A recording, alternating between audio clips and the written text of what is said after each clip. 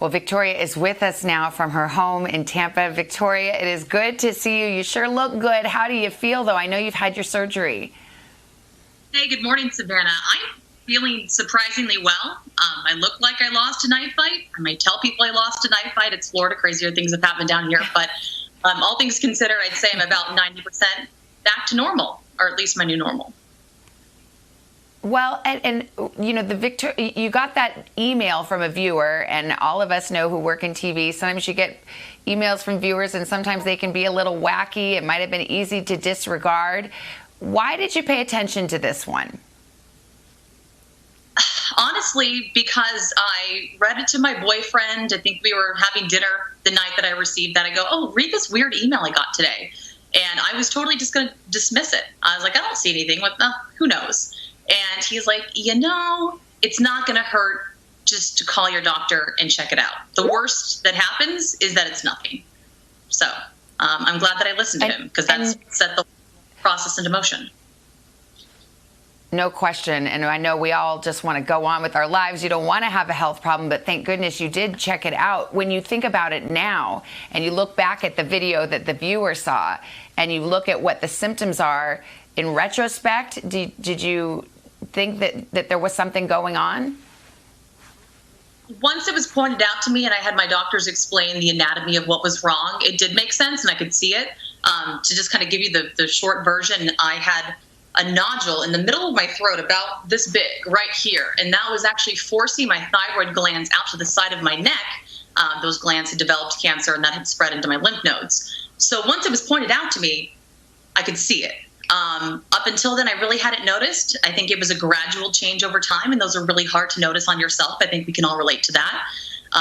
But now, it's funny, now that this has been recently introduced to me, whenever I see somebody now, my eyes immediately go to their neck. I'm like, oh, does their neck look okay? It's kind of funny how your process changes after that. Well, yeah, you may save a life yourself with your eyes opened for it now, too. Have you been surprised at how much attention this received and how much support you've gotten from viewers and people who've heard your story?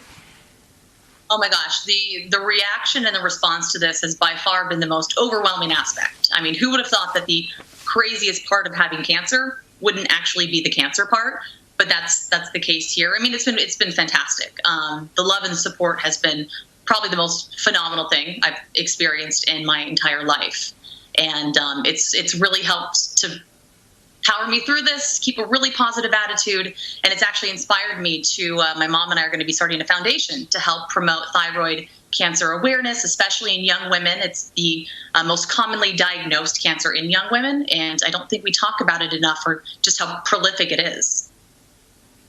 It's a really good issue to raise, and a lot of people will be saved because of it. Victoria, what about you? I mean, can you go back to work, and what did they say your prognosis is? So I'm really, really lucky. I had my pathology report come back, the results of my biopsies from the morning of the surgery, and everything looks really, really good. It had not spread any farther to what they initially had detected.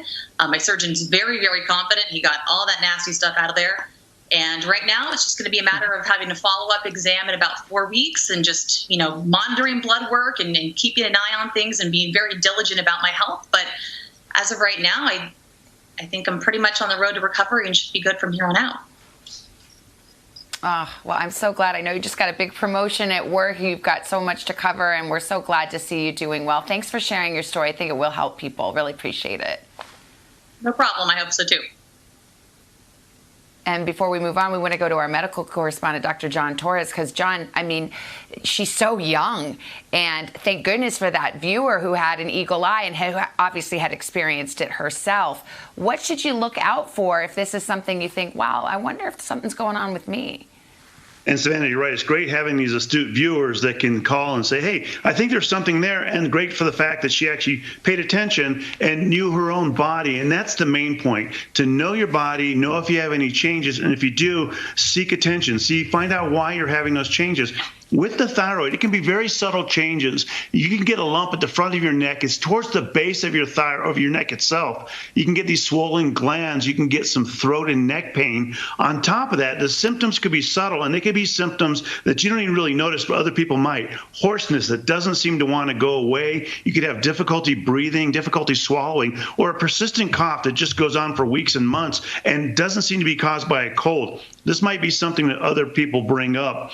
And again, it's one of these things that know your body. If you notice these changes, certainly get it looked into to make sure that it's not something like this, because getting that checkup could be life-saving.